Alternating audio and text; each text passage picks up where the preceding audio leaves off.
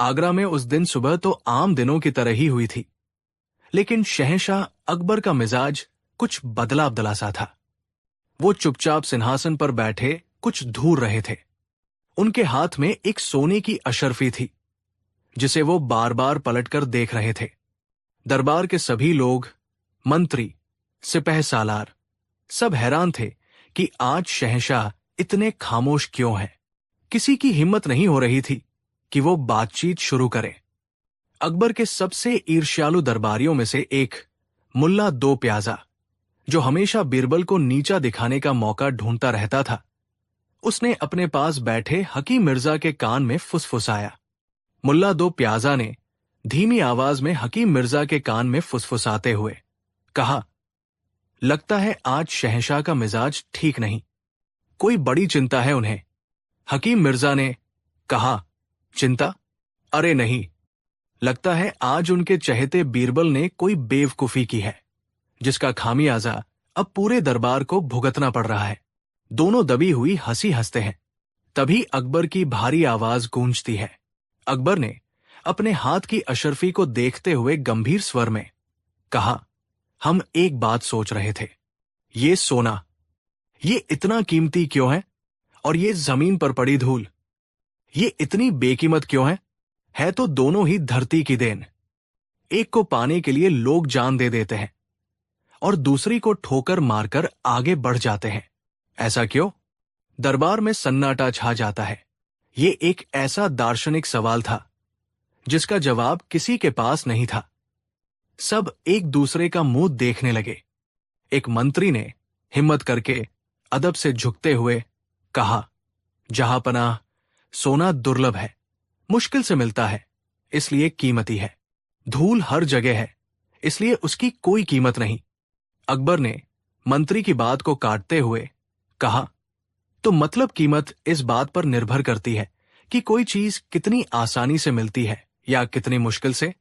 मुल्ला दो प्याजा ने मौका देखकर आगे आते हुए और झुककर सलाम करते हुए कहा, बिल्कुल जहांपनाह, आपने एकदम सही फरमाया। जो चीज किसी काम की न हो और हर जगह मौजूद हो, वो कौड़ियों के भाव भी नहीं बिक सकती।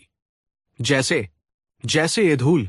ये कहकर मुल्ला दो प्याजा ने अपने पैरों के पास पड़ी जमीन से एक चुटकी धूल उठाई और उसे हवा में उड़ा दिया। अकबर ने एक गहरी सांस लेते हुए कहा, तो क्या इस दुनिया में कोई ऐसा है जो इस बेकीमत धूल से भी दौलत कमा सकता है? क्या किसी में इतनी अक्ल है कि वो एक मुट्ठी धूल को सोने के सिक्कों में बदल दे? ये सुनते ही मुल्ला दो प्याजा और उसके साथियों के चेहरे पर एक कुटिल मुस्कान तैर गई। उन्हें अपना मौका मिल गया था। मुल्ला दो प्याजा ने विश्वास के साथ बीरबल पर तंज कसते हुए कहा, जहांपनाह, ये तो असंभव है। धूल से कोई कैसे कमा सकता है? ये तो वही बात हुई कि कोई हवा बेचकर अमीर बन जाए। हां, अगर कोई कहता है कि वो ऐसा कर सकता है, तो वो यकीनन दुनिया का सबसे बड़ा धोखेबाज और झूठा इंसान होगा। उसकी नजरें सीधे बीरबल पर थी, जो अब तक शांत खड़े सब कुछ देख और सुन रहे थे। अकबर भी बीरबल की तरफ मुड़े। अकबर ने बीरबल की ओर मुड़ते हुए कहा, बीरबल, तुम चुप क्यों हो? क्या मुल्ला सही कह रहे हैं? क्या धूल से पैसा कमाना नामुमकिन है? बीरबल मुस्कुराए। उनकी वही शांत और रहस्यमयी मुस्कान जो उनके दुश्मनों के दिलों में आग लगा देती थी। बीरबल ने मुस्कुराते हुए अदब के साथ कहा, जहांपनाह, इस दुनिया में कुछ भी नामुमकिन नहीं है। कीमत चीज में नहीं, इंसान की सोच और उसकी योजना में होती है। अगर सही तरीका अपनाया जाए तो एक मुट्ठी धूल भी हजारों सोने के सिक्के दिलवा सकती है। ये सुनते ही दरबार में हंसी का फव्वारा छूट पड़ा। मुल्ला दो प्याजा तो जोर जोर से हंसने लगा। मुल्ला दो प्याजा ने अट्टहास करते हुए कहा, हाँ हाँ हाँ, सुन लिया जहांपनाह, सुन लिया।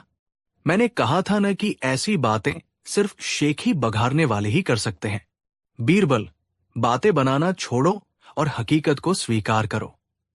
अकबर ने चुनौती भरी नजरों से कहा, बीरबल, अगर तुम ऐसा मानते हो तो तुम्हें इसे साबित करना होगा। हम तुम्हें चुनौती देते हैं। अकबर अपने सिंहासन से उठे, बाहर बगीचे की ओर गए और जमीन से एक मुट्ठी धूल उठाई। उन्होंने वापस आकर उस धूल को एक छोटी सी रेशमी थैली में बंद किया। अकबर ने वो थैली बीरबल की ओर बढ़ाते हुए कहा, ये लो बीरबल, ये एक मुट्ठी धूल। हम तुम्हें 7 दिन का समय देते हैं।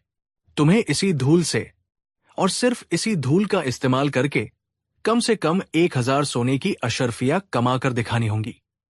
अगर तुम ऐसा करने में कामयाब रहे तो हम मान जाएंगे कि तुमसे ज्यादा बुद्धिमान इस जहां में कोई नहीं। और अगर तुम नाकामयाब रहे। अकबर एक पल के लिए रुके, उनकी नजरें सख्त हो गई। अकबर ने सख्त स्वर में कहा, तो तुम्हें दरबार में सबके सामने यह मानना होगा कि तुम सिर्फ बड़ी बड़ी बातें करते हो और मुल्ला दो प्याजा तुमसे ज्यादा समझदार है। तुम्हें 1 महीने के लिए अपना पद छोड़ना होगा। क्या तुम्हें यह चुनौती स्वीकार है? पूरा दरबार सांस रोके बीरबल को देख रहा था। यह बीरबल के सम्मान और प्रतिष्ठा का सवाल था। मुल्ला दो प्याजा और उसके साथी मन ही मन जश्न मना रहे थे। उन्हें यकीन था कि बीरबल आज बुरी तरह फंस गए हैं। बीरबल ने शांत भाव से थैली लेते हुए और अदब से झुकते हुए कहा, जहांपनाह, आपका हुक्म सर आंखों पर। मुझे आपकी चुनौती स्वीकार है। बीरबल ने थैली ली, शहंशाह को सलाम किया और चुपचाप दरबार से बाहर चले गए। उनके जाने के बाद दरबार में कानाफूसी का दौर शुरू हो गया। हर कोई यही कह रहा था कि बीरबल ने अपनी जिंदगी की सबसे बड़ी गलती कर दी है। पहला दिन गुजरा, बीरबल ने कुछ नहीं किया। दूसरा दिन गुजरा, बीरबल बस शहर के बाजारों में घूमते रहे, लोगों को देखते रहे, उनकी बातें सुनते रहे। मुल्ला दो प्याजा के जासूस हर पल उन पर नजर रखे हुए थे। वो रोज शाम को शहंशाह को खबर देते। जासूस ने अकबर के सामने अदब से झुकते हुए कहा, जहांपनाह, बीरबल कुछ नहीं कर रहा है। वो बस आवारा लोगों की तरह कभी इस बाजार, कभी उस गली में घूमता रहता है। लगता है उसने हार मान ली है और अब बस समय बर्बाद कर रहा है। अकबर भी चिंतित होने लगे। क्या सच में उन्होंने बीरबल को एक असंभव काम दे दिया था? उधर मुल्ला और उसके दोस्त जश्न की तैयारी करने लगे थे, लेकिन वो ये नहीं जानते थे कि बीरबल का दिमाग एक ऐसी योजना बुन रहा था जिसकी किसी ने कल्पना भी नहीं की थी। तीसरे दिन बीरबल ने उस धूल में कुछ बदलाव किए। उन्होंने जंगल से कुछ सूखी हुई खुशबूदार जड़ी बूटियां मंगवाई, थोड़ा सा चंदन का बुरादा मिलाया और कुछ सूखे गुलाब के फूलों की पंखुड़ियों को पीसकर उस धूल में मिला दिया। अब उस साधारण सी धूल से एक भीनी भीनी रहस्यमयी खुशबू आने लगी थी। उन्होंने उस धूल को वापस उसी शाही रेशमी थैली में नहीं, बल्कि एक और भी ज्यादा खूबसूरत मखमली थैली में रख दिया, जिस पर सोने के तारों से कारीगरी की हुई थी। अब बीरबल का अगला कदम था अपनी योजना को जमीन पर उतारना। उन्होंने अपने एक सबसे भरोसेमंद सहायक को बुलाया। बीरबल ने उसे समझाते हुए कहा, सुनो, तुम्हें आज एक बहुत जरूरी काम करना है।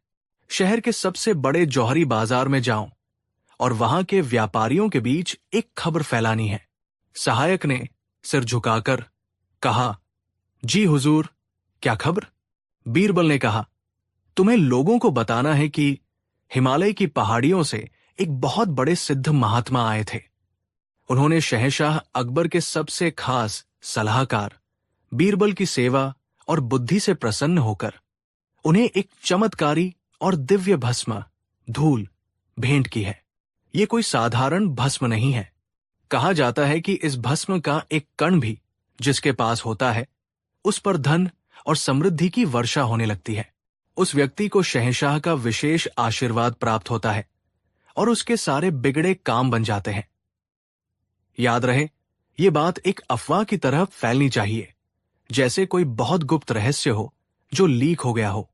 सहायक सिर झुकाकर चला गया और बीरबल की योजना का पहला चरण शुरू हो गया। जैसा बीरबल ने सोचा था वैसा ही हुआ। आग से भी तेज अफवाह फैलती है। एक कान से दूसरे कान तक पहुंचते पहुंचते बात कई गुना बढ़ गई। लोग चटखारे ले लेकर बातें करने लगे।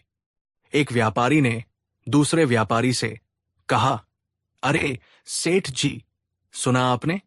बीरबल साहब के हाथ कोई पारस पत्थर लग गया है। दूसरे व्यापारी ने उत्साह से कहा, पारस पत्थर नहीं, कोई जादुई राख है, जो उसे छू ले वो राजा बन जाए। ये अफवाह शहर के सबसे अमीर लेकिन सबसे ज्यादा घमंडी और लालची सेठ धनपत राय के कानों तक भी पहुंची। धनपत राय के पास बेशुमार दौलत थी, लेकिन उसे एक ही चीज की भूख थी, शोहरत और सम्मान। वो चाहता था कि पूरे आगरा में, बल्कि पूरे हिंदुस्तान में उसका नाम हो। वो चाहता था कि शहंशाह अकबर उसे अपना सबसे खास माने। जब उसने इस जादुई धूल के बारे में सुना तो उसकी आंखें चमक उठीं। उसे लगा कि यही वो चीज है जो उसकी मुराद पूरी कर सकती है। धनपत राय ने अपने मुंशी से कहा, पता लगाओ, ये खबर सच्ची है या झूठी? अगर सच्ची है तो वो धूल मुझे चाहिए, चाहे उसकी कोई भी कीमत क्यों न चुकानी पड़े। 5वां दिन। बीरबल जानबूझकर अपनी बग्घी में बैठकर सेठ धनपत राय की हवेली के सामने से गुजरे। उन्होंने हाथ में वो मखमली थैली ऐसे पकड़ रखी थी जैसे वो दुनिया की सबसे कीमती चीज हो। सेठ धनपत राय ने जैसे ही अपनी खिड़की से बीरबल को उस थैली के साथ देखा, वो दौड़कर बाहर आया। धनपत राय ने हाथ जोड़कर बहुत मीठे स्वर में कहा, अरे बीरबल जी, आइए आइए, गरीब खाने पर पधारिए। आज किधर से सूरज निकला? बीरबल ने जानबूझकर अनजान बनते हुए कहा, अरे सेठ जी, आप? बस यूं ही गुजर रहा था, मुझे कुछ जरूरी काम है, फिर कभी आऊंगा। धनपत राय ने रास्ता रोकते हुए कहा, नहीं नहीं, ऐसे कैसे, 2 पल बैठिए, शरबत पीजिए। आपसे जरूरी काम और क्या हो सकता है? बीरबल मन ही मन मुस्कुराए। मछली जाल में फंस रही थी। वो सेठ के साथ उसकी आलीशान हवेली के अंदर चले गए। अंदर जाकर सेठ ने बीरबल की बहुत आवभगत की, फिर घुमा फिराकर असली मुद्दे पर आया। धनपत राय ने बहुत मासूमियत से कहा, बीरबल जी, आजकल शहर में आपके बड़े चर्चे हैं। सुना है किसी महात्मा ने आपको कोई दिव्य वस्तु प्रदान की है। बीरबल ने एक गहरी सांस लेकर कहा, सेठ जी, कुछ बातें पर्दे में ही अच्छी लगती है। वो एक महात्मा का आशीर्वाद है, कोई नुमाइश की चीज नहीं। मैं उसके बारे में बात नहीं करना चाहता। बीरबल की इस ना ने सेठ की उत्सुकता को आग लगा दी। उसे यकीन हो गया कि ये चीज वाकई चमत्कारी है। धनपत राय ने कहा, नहीं नहीं, मैं तो बस ज्ञान के लिए पूछ रहा था। कहते हैं उस दिव्य भस्म से सारे काम बन जाते हैं। बीरबल ने आंखें बंद करके जैसे ध्यान कर रहे हों कहा, सेठ जी, वो भस्म नहीं, वो तो साक्षात किस्मत है, पर वो बिकाऊ नहीं है, वो तो अनमोल है। ये सुनते ही सेठ का लालच और बढ़ गया। धनपत राय ने पैरों में गिरते हुए कहा, बीरबल जी, मुझ पर रहम कीजिए। मेरे पास सब कुछ है, दौलत, शोहरत, लेकिन शहंशाह की नजरों में वो सम्मान नहीं है जिसके मैं सपने देखता हूं। आप मुझे उस दिव्य भस्म में से बस एक चुटकी दे दीजिए, मैं आपको 100 सोने की अशर्फिया दूंगा। बीरबल ने हैरान होने का नाटक करते हुए कहा, तौबा तौबा, सेठ जी, आप इसका मोल लगा रहे हैं। मैंने कहा ना, ये अनमोल है, मैं इसका एक कण भी किसी को नहीं दे सकता। बीरबल उठकर जाने लगे।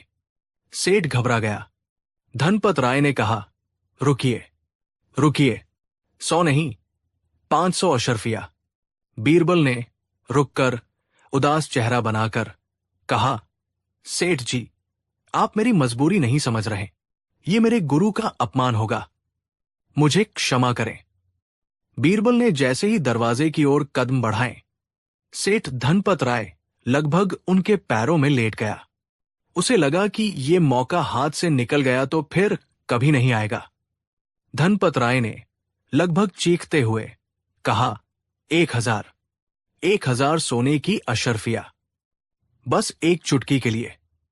बीरबल ने सोचने का नाटक करते हुए कहा, सेठ जी, बात पैसों की नहीं है, बात है उस आशीर्वाद की। अगर मैं ये आपको दूं तो इसका मतलब होगा कि वो आशीर्वाद अब आपके पास चला जाएगा। धनपत राय ने उत्साह से कहा, हाँ हाँ, मुझे मंजूर है, मुझे वही तो चाहिए। बीरबल ने गंभीर होकर कहा, हूं, लेकिन एक शर्त है। धनपत राय ने कहा, मुझे आपकी हर शर्त मंजूर है। बीरबल ने कहा, यह सौदा हम यहां अकेले में नहीं कर सकते। अगर आपको शहंशाह का आशीर्वाद चाहिए तो ये लेन देन भी उन्हीं के सामने होना चाहिए।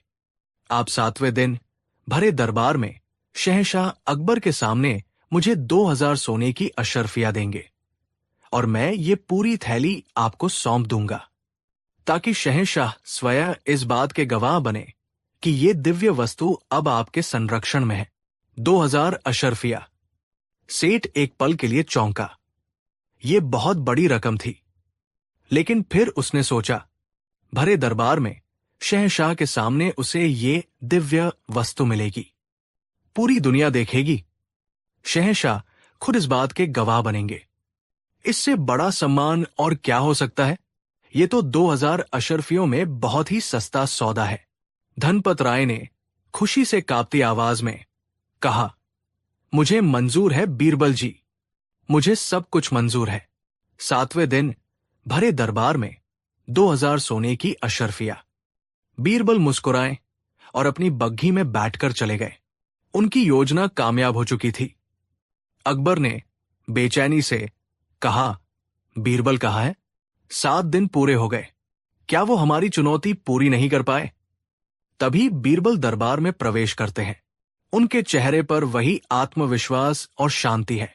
उनके पीछे पीछे सेठ धनपत राय अपने नौकरों के साथ प्रवेश करता है, जिनके हाथों में सोने की अशर्फियों से भरी 2 बड़ी बड़ी थैलियां हैं।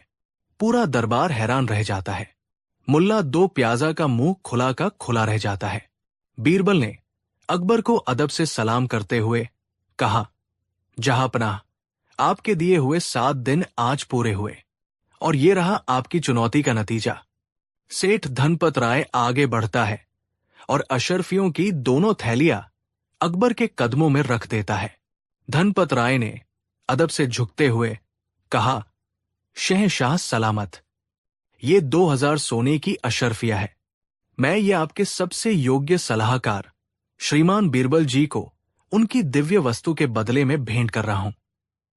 अकबर की आंखें आश्चर्य से फैल जाती है।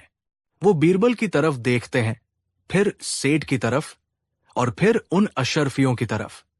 अकबर ने हैरानी से कहा, बीरबल, ये सब क्या है? ये सेठ तुम्हें 2000 अशर्फिया क्यों दे रहा है और किस दिव्य वस्तु के बदले में? बीरबल आगे बढ़ते हैं और वो मखमली थैली सेठ धनपत राय को सौंप देते हैं। फिर वो अकबर की ओर मुड़ते हैं। बीरबल ने मुस्कुराते हुए अकबर के सामने अदब से झुककर कहा, जहांपनाह, आपको याद है आपने मुझे एक मुट्ठी धूल दी थी? ये वही धूल है। ये सुनते ही दरबार में एक जोर का ठहाका गूंजता है, लेकिन इस बार ये ठहाका मुल्ला पर नहीं, बल्कि बीरबल की बुद्धिमानी पर था। मुल्ला 2 प्याजा का चेहरा शर्म से लाल हो गया था। सेठ धनपत राय भी सक्का गया। क्या ये सिर्फ धूल है? अकबर ने उत्सुकता और प्रशंसा के साथ कहा, बीरबल, साफ साफ बताओ, ये तुमने कैसे किया? बीरबल ने मुस्कुराते हुए कहा, जहांपनाह, ये बहुत आसान था। मैंने धूल नहीं बेची, क्योंकि धूल तो आज भी बेकीमत है। मैंने सेठ जी को वो बेचा जो ये खरीदना चाहते थे। बीरबल ने सेठ से कहा, सेठ जी, आपको दौलत नहीं चाहिए थी, आपके पास वो पहले से है। आपको चाहिए था सम्मान, शोहरत और शहंशाह की नजरों में एक खास जगह। मैंने आपको वही बेचा। मैंने एक कहानी बेची, एक जादुई धूल की कहानी। मैंने एक विश्वास बेचा कि इस धूल से आपकी किस्मत बदल जाएगी। मैंने एक सपना बेचा कि भरे दरबार में शहंशाह के सामने आपको ये वस्तु मिलेगी। और आपका नाम अमर हो जाएगा। बताइए सेठ जी, क्या आपको वो नहीं मिला जो आप चाहते थे? सेठ धनपत राय चुप थे। बात तो सच थी। उन्हें धूल नहीं, शोहरत चाहिए थी, और वो उन्हें मिल गई थी। भरे दरबार में शहंशाह के सामने उनका जिक्र हो रहा था। इससे ज्यादा वो और क्या चाहते? उन्होंने धीरे से सिर हिलाया। बीरबल ने वापस अकबर की ओर मुड़ते हुए और अदब से झुकते हुए कहा, जहांपनाह, कीमत किसी चीज में नहीं होती, हमारी सोच में होती है। इंसान सोना नहीं खरीदता, वो सोने से जुड़ी सुरक्षा, अमीरी का एहसास और सामाजिक प्रतिष्ठा खरीदता है।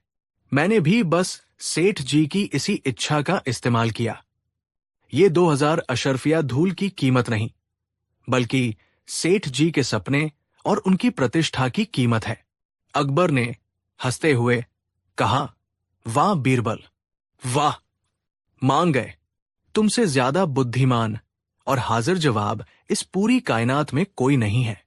तुमने आज साबित कर दिया कि अक्ल से पत्थर को भी सोना बनाया जा सकता है।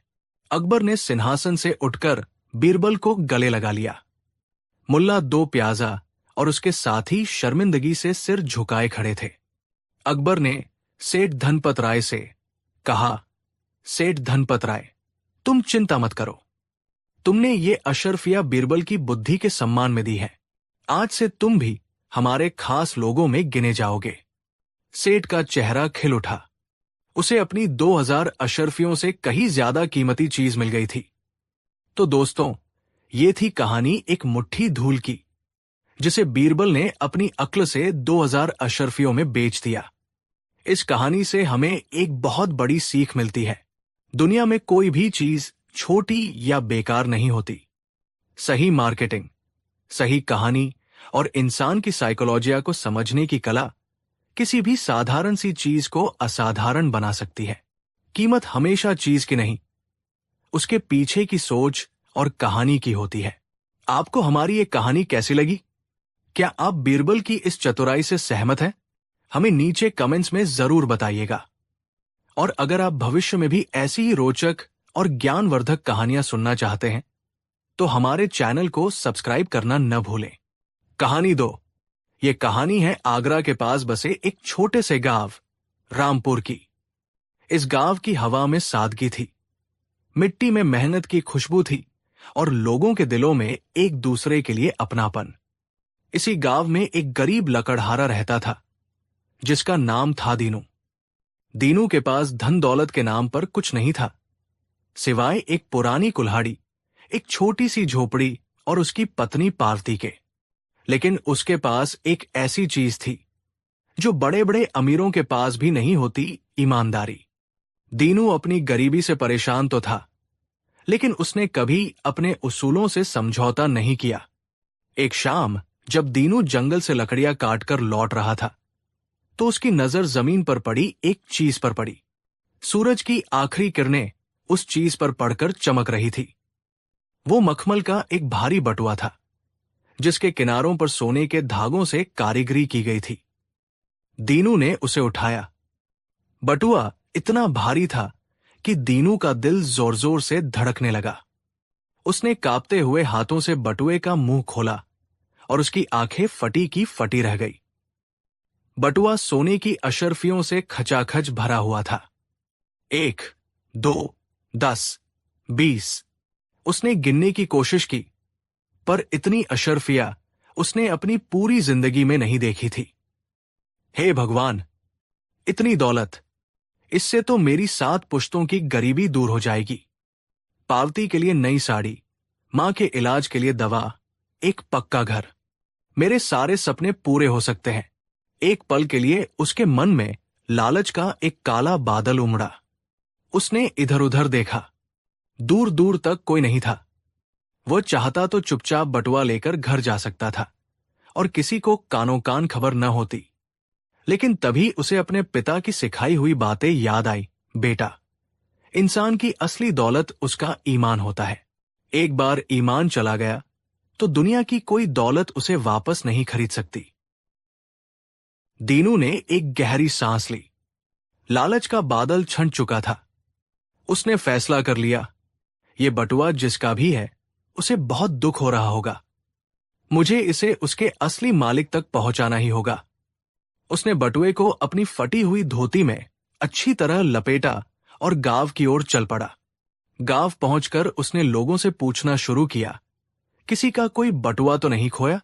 एक सब्जी वाले ने कहा, अरे दीनू, आज सुबह गांव के सबसे बड़े साहूकार लाला धनीराम बड़े परेशान घूम रहे थे। कह रहे थे कि उनका कीमती बटुआ कहीं गिर गया है। लाला धनीराम का नाम सुनते ही दीनू का चेहरा थोड़ा उतर गया। धनीराम पूरे इलाके में अपनी कंजूसी और लालच के लिए बदनाम था। वो गरीबों को ऊंचे ब्याज पर कर्ज देता और फिर उनकी जमीन जायदाद हड़प लेता था। लेकिन दीनू ने सोचा, मालिक चाहे कैसा भी हो, अमानत तो अमानत है। दीनू हिम्मत करके धनीराम की आलीशान हवेली पर पहुंचा। दरबान ने उसे उसकी फटी हालत देखकर अंदर जाने से रोक दिया। कहाँ घुसा चला रहा है? ये कोई धर्मशाला नहीं है, दरबान गरजा। दीनू ने विनम्रता से कहा, मुझे लाला जी से मिलना है, उनका कुछ सामान मुझे मिला है। ये सुनकर दरबान उसे अंदर ले गया। अंदर का नजारा देखकर दीनू की आंखें चौंधिया गई। चारों तरफ कीमती कालीन, बड़े बड़े झूमर और मखमली गद्दे लगे थे। लाला धनीराम एक बड़े से तकिए के सहारे बैठा हुक्का गुड़गुड़ा रहा था। दीनू को देखकर उसने नाक सिकोड़ी। क्या काम है? मेरे पास तुम जैसे भिखारियों के लिए वत नहीं है। दीनू ने अपनी धोती से बटुआ निकाला और उसके सामने रख दिया। लाला जी, ये बटुआ मुझे जंगल के रास्ते में मिला था। सुना है ये आपका है। बटुआ देखते ही धनीराम की आंखों में एक अजीब सी चमक आ गई। उसने झपटकर बटुआ उठाया और उसे खोलकर देखने लगा। उसके चेहरे पर राहत के भाव थे। वो अशर्फिया गिनने लगा। दीनू चुपचाप खड़ा था। उसे लगा कि लाला जी अब खुश होकर उसे कुछ इनाम देंगे। लेकिन जो हुआ वो दीनू ने सपने में भी नहीं सोचा था।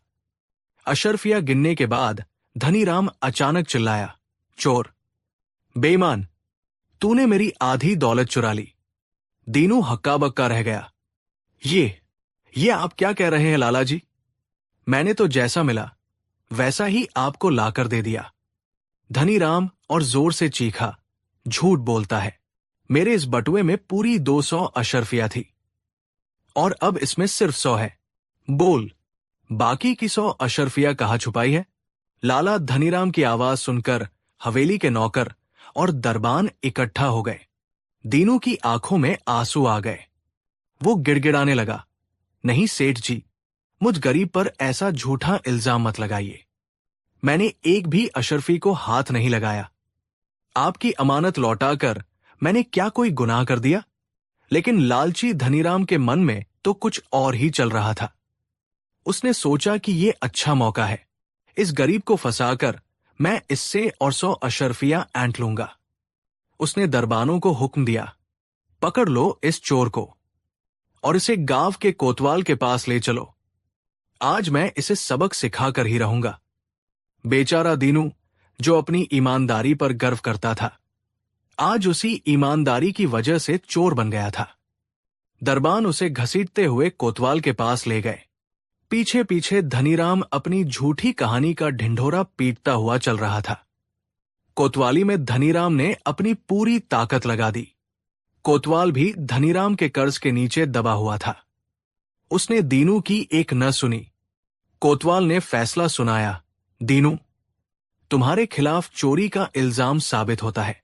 या तो तुम लाला जी की बाकी की 100 अशर्फिया लौटा दो, वरना तुम्हें 10 साल के लिए कारागार में डाल दिया जाएगा।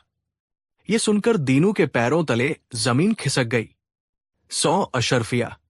उसने अपनी पूरी जिंदगी में 100 कांसे के सिक्के भी एक साथ नहीं देखे थे।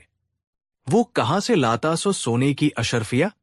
वो रोता रहा, चीखता रहा, अपनी ईमानदारी की कस्में खाता रहा, लेकिन उसकी सुनने वाला कोई नहीं था। उसकी पत्नी पार्वती जब कोतवाली पहुंची तो अपने पति की ये हालत देखकर टूट गई। पूरी रात दीनू और पार्वती रोते रहे। उन्हें लग रहा था कि अब उनकी दुनिया खत्म हो गई। ईमानदारी का ऐसा भयानक सिला मिलेगा, उन्होंने कभी सोचा न था।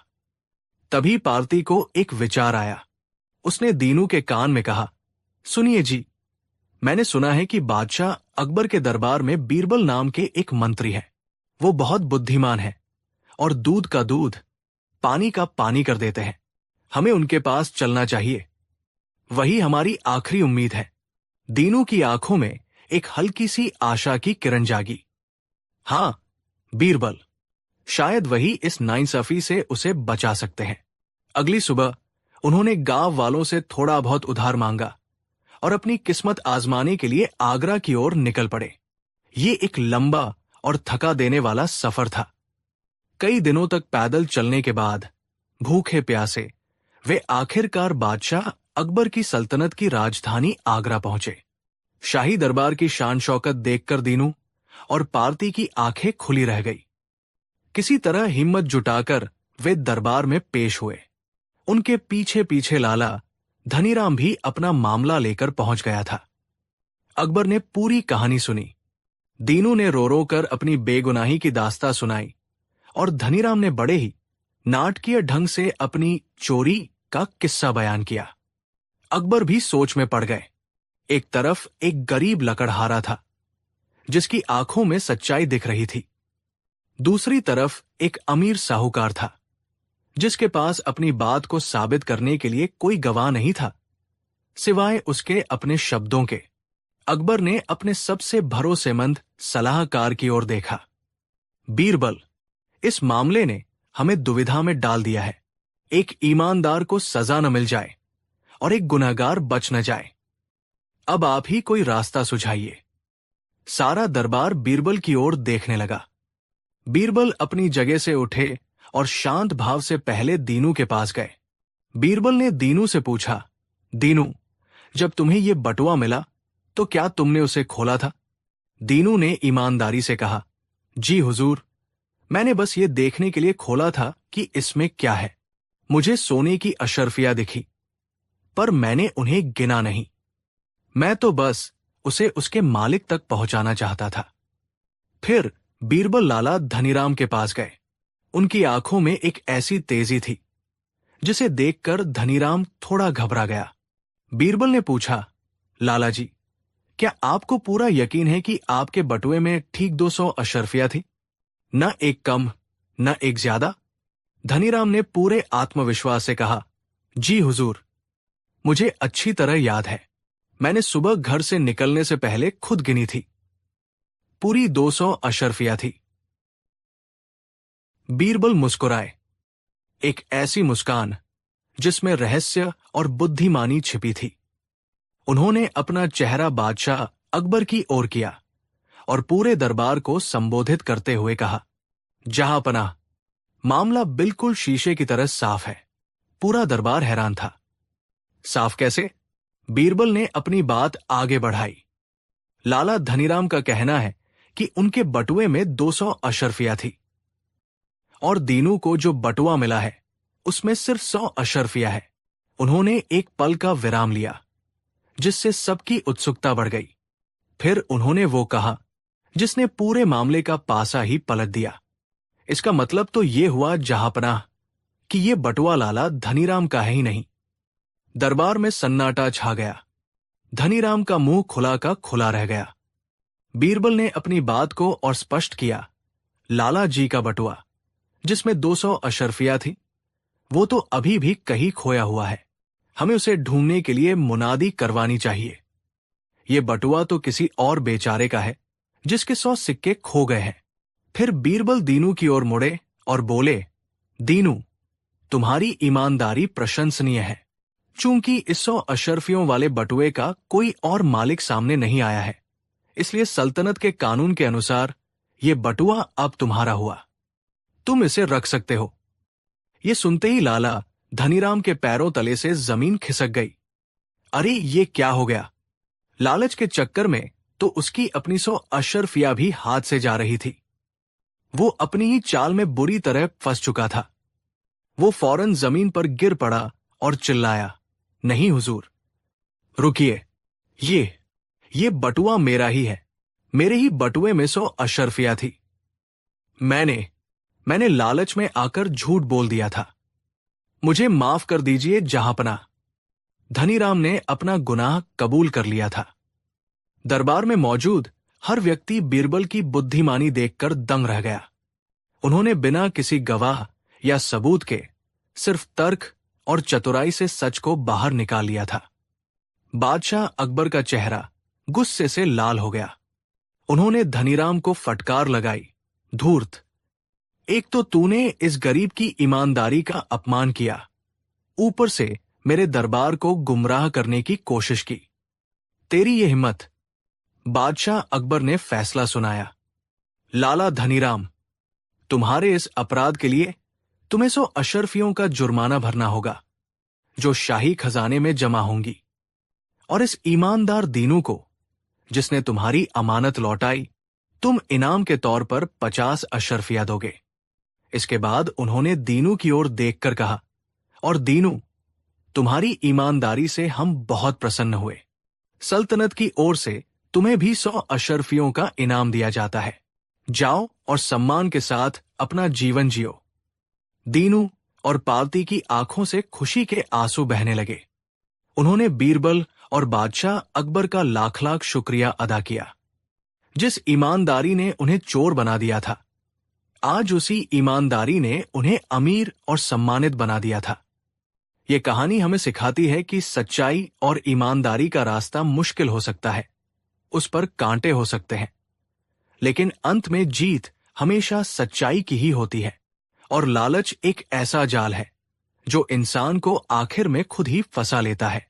बीरबल की बुद्धिमानी ने एक बार फिर यह साबित कर दिया था कि न्याय की रोशनी को कोई भी झूठ का अंधेरा ज्यादा देर तक रोक नहीं सकता। कहानी 3। उस शाम दीवाने खास में जैसे तारीफों का बाजार लगा था। शहंशाह ने हाल ही में एक पड़ोसी राज्य के साथ बिना जंग लड़े सिर्फ अपनी सूझबूझ से एक संधि की थी, जिससे सल्तनत को बड़ा फायदा हुआ था। इसी बात पर दरबारी अपनी वफादारी और शहंशाह की महानता का सबूत देने में एक दूसरे से होड़ लगा रहे थे। एक मंत्री ने अदब से झुकते हुए कहा, जहांपनाह, आपकी बुद्धिमानी का लोहा तो आज पूरी दुनिया मान गई। हम तो धन्य हो गए कि हमें आप जैसे शहंशाह की सेवा करने का मौका मिला। हमारी तो हर सांस पर सिर्फ आपका नाम लिखा है। एक सिपह सालार ने अपनी तलवार पर हाथ रखकर कहा, हुजूर, इस जिस्म में जब तक लहू का एक भी कतरा है, वो सिर्फ आपके लिए बहेगा। आप हुक्म तो कीजिए, हम अपनी जान आपके कदमों में बिछा देंगे। शहंशाह अकबर ये सब सुनकर गर्व से फूले नहीं समा रहे थे। वो अपनी प्रजा और दरबारियों के इस प्रेम को देखकर भावुक हो रहे थे। उनकी नजर बीरबल पर पड़ी, जो हमेशा की तरह एक कोने में चुपचाप खड़े सब कुछ देख रहे थे और मंद मंद मुस्कुरा रहे थे। उनकी मुस्कुराहट में प्रशंसा कम और रहस्य ज्यादा था। अकबर ने बीरबल से मुखातिब होकर कहा, बीरबल, तुम चुप क्यों हो? क्या तुम्हें हमारे इन वफादार साथियों की बातें सुनकर खुशी नहीं हुई? देखो, ये सब हमसे कितनी मोहब्बत करते हैं। ये हमारी ताकत है। बीरबल ने आगे आकर अदब से झुकते हुए कहा, जहांपनाह, इसमें कोई शक नहीं कि ये सब आपकी सल्तनत के मजबूत स्तंभ है और आपकी शान में कहे गए इनके शब्द सोने की तरह कीमती है। बीरबल ने अपनी बात को आगे बढ़ाते हुए कहा, लेकिन जहांपनाह, एक सवाल मेरे जहन में अक्सर आता है। क्या ये चमक सोने की है या सोने पर चढ़े पानी की? वफादारी की असली परख बोल से नहीं, कर्म से होती है, और कर्म की परीक्षा तब होती है जब इंसान को अपनी पसंदीदा चीजों के बीच चुनाव करना पड़े। अकबर ने थोड़े सख्त स्वर में कहा, बीरबल, तुम कहना क्या चाहते हो? क्या तुम्हें हमारे इन जानिसार साथियों की वफादारी पर शक है? ये वो लोग हैं जो हमारे एक इशारे पर आग के दरिया में कूद सकते हैं। बीरबल ने शांत भाव से कहा, जहांपनाह, मैं किसी पर शक नहीं कर रहा। मैं तो बस एक हकीकत बयान कर रहा हूं। इंसान की सबसे बड़ी मोहब्बत आप है या कुछ और, इसका पता तो तभी चलेगा जब आप और वो कुछ और तराजू के 2 पलड़ों पर रखे जाएं। अकबर ने कहा, ठीक है बीरबल, हम तुम्हें चुनौती देते हैं। तुम साबित करके दिखाओ कि हमारे दरबारी हमसे ज्यादा किसी और चीज से मोहब्बत करते हैं। अगर तुम ये साबित करने में कामयाब रहे तो हम तुम्हें अपना सबसे बड़ा सलाहकार मानेंगे, और अगर तुम गलत साबित हुए तो तुम्हें 1 महीने तक दरबार में मुंह दिखाने की इजाजत नहीं होगी। बोलो, मंजूर है? बीरबल ने मुस्कुराते हुए कहा, जहां पनाह, मुझे आपकी चुनौती मंजूर है, लेकिन इसके लिए आपको मेरी एक योजना में मेरा साथ देना होगा। अकबर ने कहा, बोलो, क्या योजना है तुम्हारी? बीरबल ने कहा, जहां पनाह, हम 1 हफ्ते बाद शाही बाग में एक जश्न वफादारी का आयोजन करेंगे। इस जश्न में हम 2 बड़े बड़े फुआरे बनवाएंगे। एक फुआरे का नाम होगा फुआरा ए जहां पनाह और दूसरे का नाम होगा फुआरा ए दौलत। अकबर ने उत्सुकता से पूछा, और फिर? बीरबल ने कहा, फिर ये कि फुआरा ए जहां पनाह से गुलाब जल, केवड़ा और इत्र की खुशबूदार फुहारें निकलेंगी। जो भी दरबारी इस फुआरे के पास जाएगा और इसके पानी को अपने ऊपर छिड़केगा, ये माना जाएगा कि उसने शहंशाह के प्रति अपनी वफादारी और सम्मान प्रकट किया है। दरबारी ये सुनकर बहुत खुश हुए। उन्हें लगा ये तो बहुत आसान काम है। बीरबल ने अपनी असली चाल चलते हुए कहा, और जो दूसरा फुआरा होगा, फुआरा ए दौलत, उससे पानी की जगह सोने और चांदी की अशर्फिया और सिक्के बरसेंगे। ये सुनते ही दरबारियों की आंखों में एक अजीब सी चमक आ गई। उनकी सांसें तेज हो गई। बीरबल ने अपनी योजना का अंतिम हिस्सा बताते हुए कहा, शर्त बस इतनी सी होगी कि हर दरबारी को दोनों में से किसी एक ही फुआरे के पास जाने की इजाजत होगी। वो या तो फुआरा ए जहां पनाह से सम्मान ले सकता है या फुआरा ए दौलत से दौलत। और इस पूरे जश्न के दौरान आप और मैं पर्दे के पीछे छिपकर सब कुछ देखेंगे। अकबर ने हंसते हुए कहा, वाह बीरबल, क्या योजना बनाई है।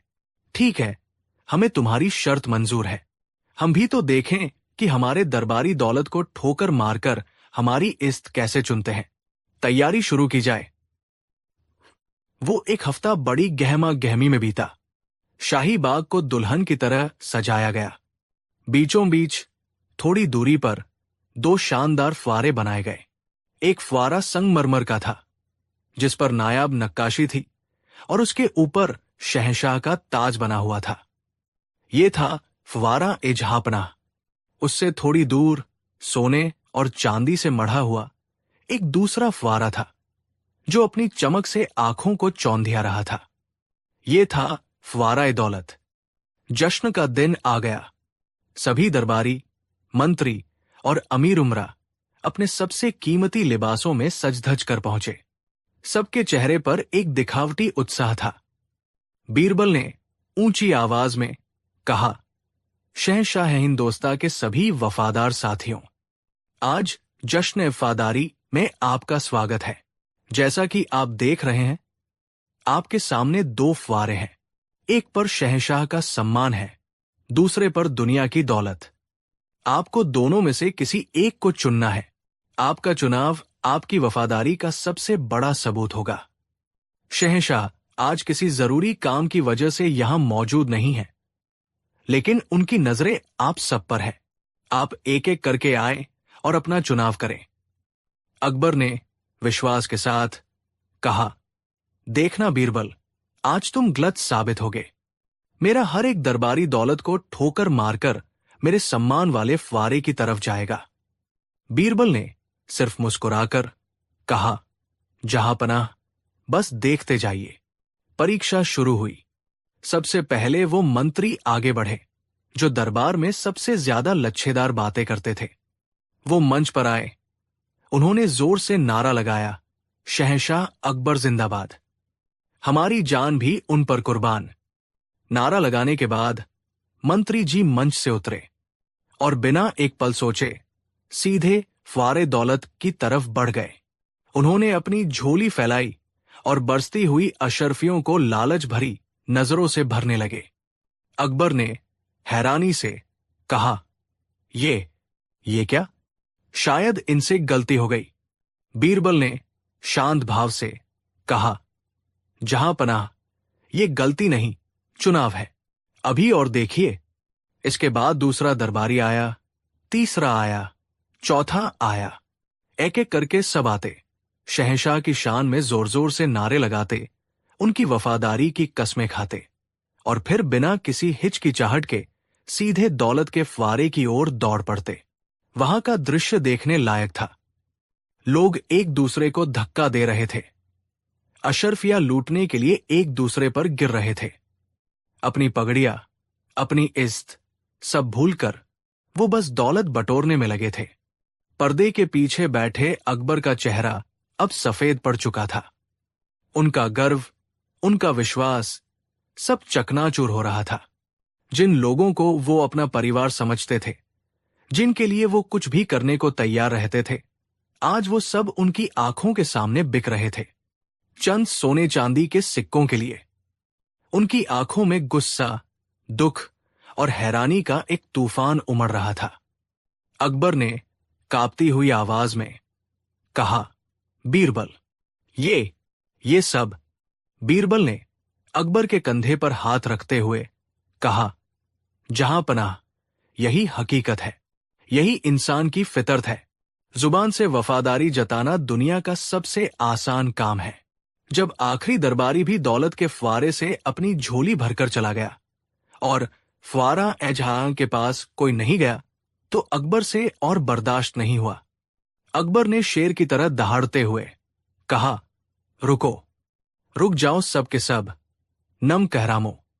अकबर ने दुख और गुस्से से भरी आवाज में कहा, तो ये है तुम्हारी वफादारी, ये है तुम्हारी मोहब्बत। अभी कुछ देर पहले तुम सब मेरे लिए जान देने की कस्में खा रहे थे, और चंद सिक्कों की खनक ने तुम्हारी सारी कस्में, सारी वफादारी खरीद ली। एक मंत्री ने हिम्मत करके कहा, माफी जहांपनाह, हम तो ये दौलत भी आपके ही कदमों में डालने के लिए जमा कर रहे थे। अकबर ने जोर से हंसते हुए एक व्यंग्यात्मक हंसी कहा, वाह, क्या बहाना है, मेरे ही कदमों में डालने के लिए। तो फिर मेरे सम्मान के फुवारे की तरफ किसी ने देखा तक क्यों नहीं? क्या मेरी इज्जत इन सिक्कों से भी सस्ती हो गई थी? जवाब दो। बीरबल ने आगे बढ़कर कहा, जहांपनाह, इन्हें कुछ मत कहिए, इसमें इनकी कोई गलती नहीं है। ये तो बस वही कर रहे हैं जो इनकी फितरत है। बीरबल ने उन दरबारियों की ओर मुड़कर कहा, तुम लोगों ने आज शहंशाह को नहीं, खुद को धोखा दिया है। तुमने अपनी आत्मा का सौदा किया है। दौलत आज है, कल नहीं रहेगी, लेकिन एक बादशाह का विश्वास एक बार टूट जाए तो दोबारा हासिल नहीं होता। बीरबल ने वापस अकबर की ओर मुड़कर कहा, जहांपनाह, मैंने आपसे कहा था कि मैं ये साबित कर दूंगा। ये लोग आपके नहीं, आपकी कुर्सी और उससे मिलने वाली दौलत के सगे हैं। असली वफादार वो नहीं जो जुबान से मीठा हो, बल्कि वो है जो मुश्किल वक्त में बिना किसी लालच के आपके साथ खड़ा रहे। आज आपने अपनी आंखों से देख लिया कि आपके असली शुभचिंतक कौन है और चापलूस कौन। शहंशाह अकबर ने एक गहरी, दुख भरी सांस ली। आज उनका दिल टूट गया था, लेकिन उनकी आंखें खुल गई थी।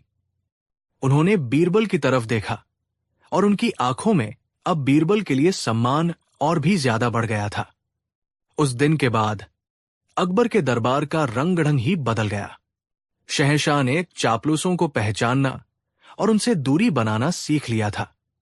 उन्हें यह कड़वा सच समझ आ गया था कि भीड़ अक्सर मतलब की होती है। असली साथी तो वो गिने चुने लोग ही होते हैं जो आपके पद को नहीं, आपको सम्मान देते हैं। ये कहानी हमें एक बहुत बड़ी सीख देती है। इंसान की असली पहचान उसके शब्दों से नहीं, उसके चुनावों से होती है। जब आपके सामने सिद्धांत और स्वार्थ के बीच चुनने का मौका आए, तो आप जो चुनते हैं वही आपका असली चरित्र होता है। आपको बीरबल की ये परीक्षा कैसी लगी? क्या आज के जमाने में भी ऐसे ही प्रयोग की जरूरत है? अपनी राय हमें नीचे कमेंट्स में जरूर बताइए। कहानी 4, ये कहानी है अकबर के दरबार के 3 ऐसे दरबारियों की जो खुद को दुनिया का सबसे चतुर और बुद्धिमान इंसान समझते थे। ये तीनों दरबारी मुल्ला दो प्याजा, हकीम चिड़चिड़े शाह और सेनापति घमंड सिन्हा बीरबल की बढ़ती शोहरत से बहुत जलते थे। उन्हें लगता था कि बादशाह अकबर बीरबल को जरूरत से ज्यादा तवज्जो देते हैं। वे हमेशा मौके की तलाश में रहते थे कि कैसे बीरबल को नीचा दिखाया जाए। एक दिन जब दरबार लगा हुआ था, बादशाह अकबर किसी बात पर बहुत प्रसन्न थे। उन्होंने बीरबल की बुद्धिमानी की खूब तारीफ की। अकबर, वाह बीरबल, तुम्हारी सूझबूझ का कोई जवाब नहीं। तुम सच में हमारे नवरत्नों में सबसे चमकदार हीरे हो। यह सुनकर उन तीनों दरबारियों के सीने पर सांप लौट गया। मुल्ला दो प्याजा से रहा नहीं गया। वो आगे आया और बोला, मुल्ला दो प्याजा, गुस्ताखी माप जहांपना, लेकिन आप हमेशा बीरबल की ही तारीफ करते हैं। क्या इस दरबार में और कोई बुद्धिमान नहीं है? हम भी सल्तनत की सेवा में दिन रात एक करते हैं। हमारी भी बुद्धि बीरबल से किसी मामले में कम नहीं है। हकीम चिड़चिड़े शाह ने भी हां में हां मिलाई। बिल्कुल हुजूर, अक्ल कोई बीरबल की जागीर तो है नहीं। हम भी बड़े बड़े मसले चुटकियों में हल कर सकते हैं। सेनापति घमंड सिंह ने अपनी मूंछों पर ताव देते हुए कहा, और जहां बुद्धि काम न आए वहां ताकत काम आती है। जहांपना, हम तीनों मिलकर किसी भी समस्या को सुलझा सकते हैं। अकबर मुस्कुराए। उन्हें अपने दरबारियों की जलन साफ दिख रही थी। उन्होंने बीरबल की ओर देखा, जैसे पूछ रहे हों, अब क्या किया जाए? बीरबल ने सिर झुकाया और बोले, जहांपना, इसमें कोई शक नहीं कि ये तीनों दरबारी बहुत काबिल और बुद्धिमान हैं। शायद मैं ही इनके सामने कुछ नहीं हूं। ये सुनकर तीनों दरबारी और फूलकर कुप्पा हो गए। उन्हें लगा कि बीरबल ने डरकर हार मान ली है। अकबर ने कहा, ठीक है, तो आज हम तुम तीनों की बुद्धिमानी की परीक्षा लेंगे। अगर तुम लोग इस परीक्षा में पास हो गए तो हम तुम्हें बीरबल से भी ऊंचा पद और सम्मान देंगे। तीनों की आंखें चमक उठीं। हमें मंजूर है जहांपना, आप बस हुक्म दीजिए। अकबर ने बीरबल से कहा, बीरबल, तुम ही कोई ऐसी परीक्षा तैयार करो जिससे इनकी बुद्धि का सही आकलन हो सके। बीरबल मुस्कुराए, जो हुक्म मेरे आका, लेकिन मेरी एक शर्त है। मैं इन तीनों महानुभावों को 3 अलग अलग काम दूंगा। इन्हें ये काम अकेले ही करने होंगे और कल शाम तक पूरा करके दरबार में पेश होना होगा। तीनों ने तुरंत शर्त मान ली। उन्हें लगा कि अकेले काम करना तो और भी आसान होगा। बीरबल ने उन तीनों को दरबार के एक शांत कोने में बुलाया। उन्होंने अपनी कमर से 3 छोटी छोटी एक जैसी दिखने वाली मखमली पोटलियां निकाली। बीरबल ने पहली पोटली मुल्ला दो प्याजा को दी और उनके कान में फुसफुसाकर कहा, मुल्ला जी, आप तो सबसे ज्ञानी हैं। आपके लिए एक बहुत ही नाजुक काम है। इस पोटली में आग है। आपको इसे कल शाम तक ऐसे ही सुरक्षित रखना है। ध्यान रहे, ये बुझनी नहीं चाहिए और न ही किसी को इसका पता चलना चाहिए। मुल्ला जी ने हंसकर पोटली ले ली। आग को रखना? अरे ये भी कोई काम है। मैं तो आग पैदा कर सकता हूं। उन्होंने सोचा। फिर बीरबल ने दूसरी पोटली हकीम चिड़चिड़े शाह को दी। उनके कान में कहा, हकीम साहब, आप तो हर मर्ज की दवा जानते हैं। इस पोटली में धूप है। आपको इसे पकड़ कर रखना है। ये गायब नहीं होनी चाहिए। कल शाम इसे ऐसे ही दरबार में लाना है। हकीम साहब ने भी पोटली ले ली।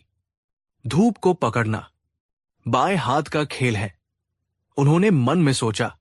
आखिर में बीरबल सेनापति घमंड सिन्हा के पास गए और तीसरी पोटली उन्हें देते हुए कहा, सेनापति जी, आप तो सबसे बलवान हैं। आपके लिए सबसे मुश्किल काम है। इस पोटली में हवा है। आपको इसे बंद करके रखना है। एक कतरा भी बाहर नहीं निकलना चाहिए। सेनापति ने अपनी छाती फुलाकर पोटली पकड़ ली। हवा को कैद करना? मेरी मुट्ठी में तो तूफानों को कैद करने की ताकत है। तीनों दरबारी अपनी अपनी पोटलियां लेकर बड़े आत्मविश्वास के साथ चले गए। उन्हें लग रहा था कि बीरबल ने उन्हें बच्चों वाले काम देकर उनका अपमान किया है। वे कल बीरबल को उसकी औकात दिखा देंगे। पहला मूर्ख, मुल्ला दो प्याजा और आग। मुल्ला दो प्याजा अपनी हवेली पहुंचे। उन्होंने सोचा, पोटली में आग को कैसे रखूं? अगर सीधे अंगारा रखा तो पोटली जल जाएगी। उन्होंने दिमाग लगाया। वो बाजार गए और एक छोटा सा मिट्टी का मटका खरीद कर लाए। उन्होंने उसमें कुछ कोयले रखे और उन्हें सुलगा दिया। फिर उस सुलगते हुए मटके को मखमली पोटली के अंदर रख दिया। वाह, क्या तरकीब है! उन्होंने अपनी पीठ थपथपाई। लेकिन कुछ ही देर में पोटली गर्म होने लगी। मखमली कपड़ा जलने लगा और उसमें से धुआं निकलने लगा। मुल्ला जी घबरा गए। उन्होंने जल्दी से मटका बाहर निकाला। पोटली में एक बड़ा सा छेद हो चुका था। हे भगवान, अब क्या करूं? उन्होंने सोचा। पूरी रात वो जागते रहे। कभी वो फूंकनी से कोयले को हवा करते तो कभी उसमें घी डालते ताकि वो बुझ न जाए। सुबह तक आग को जलाए रखने के चक्कर में उनका पूरा चेहरा काला हो चुका था और उनकी कीमती मखमली पोटली जगह जगह से जलकर एक बदसूरत चिथड़ा बन चुकी थी। दूसरा मूर्ख, हकीम चिड़चिड़े शाह और धूप। हकीम साहब अपने घर पहुंचे। उन्होंने पोटली खोली तो वो खाली थी। अरे, बीरबल ने मुझे धोखा दिया। इसमें तो धूप ही नहीं, वो चिल्लाए। फिर उन्हें याद आया, बीरबल ने कहा था, इसमें धूप है, इसे पकड़ कर रखना है। उन्होंने दिमाग दौड़ाया। धूप तो बाहर आंगन में है, मैं उसे पकड़कर इस पोटली में भर लूंगा। वो आंगन में गए और पोटली खोलकर धूप के नीचे रख दी। आजा, आजा मेरी प्यारी धूप, इस पोटली में आजा। वो बच्चों की तरह धूप को बुलाने लगे। जब धूप पोटली में नहीं आई तो उन्होंने अपने हाथों से धूप की किरणों को समेटकर पोटली में भरने की मूर्खतापूर्ण कोशिश की। घंटों तक वो यही करते रहे। पड़ोसी उन्हें देखकर हंस रहे थे। आखिर में थकहार कर उन्होंने एक तरकीब सोची। उन्होंने एक बड़ा सा आईना लिया और धूप की रोशनी को उस पर केंद्रित करके पोटली के अंदर चमकाने लगे। उन्हें लगा कि इस तरह धूप पोटली में कैद हो जाएगी। वो पूरी रात उस आईने को पकड़कर बैठे रहे ताकि जैसे ही सुबह सूरज निकले वो उसकी पहली किरण को पोटली में कैद कर सके। तीसरा मूर्ख, सेनापति घमंड सिंह और हवा। सेनापति घमंड सिंह अपने महल पहुंचे। उन्होंने भी पोटली खोली तो वो खाली मिली। धूर्त बीरबल, मुझे खाली पोटली थमा दी, वो गरजे। फिर उन्हें बीरबल के शब्द याद आए, इसमें हवा है, इसे बंद रखना है। हाँ, हवा तो हर जगह है। मैं इस पोटली में हवा भरकर इसका मुंह कसकर बांध दूंगा। उन्होंने पोटली का मुंह खोला और उसे हवा में जोर जोर से घुमाया। फिर फुर्ती से उसका मुंह पकड़कर उसे एक रस्सी से कसकर बांध दिया। हा हा हा, हो गई हवा कैद। वो अपनी बुद्धिमानी पर इतराए। लेकिन कुछ ही देर में उन्हें शक हुआ, क्या हवा सच में अंदर है? कहीं निकल तो नहीं गई? उन्होंने पोटली को हिलाया, दबाया, कान के पास लगाकर सुना। उन्हें कुछ महसूस नहीं हुआ। नहीं, हवा बहुत चालाक होती है, वो जरूर निकल गई होगी। उन्होंने रस्सी खोली, फिर से पोटली में हवा भरी और इस बार और भी कसकर उसे बांध दिया। ये सिलसिला पूरी रात चलता रहा।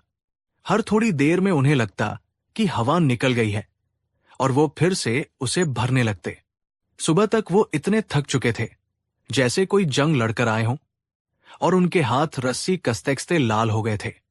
अगली शाम जब दरबार लगा तो सबकी नजरें उन 3 महानुभावों पर थी। तीनों की हालत देखने लायक थी। मुल्ला दो प्याजा का मुंह काला था और हाथ में जली हुई पोटली थी। हकीम चिड़चिड़े शाह की आंखें नींद की कमी से लाल थी और वो एक आईना साथ लिए हुए थे।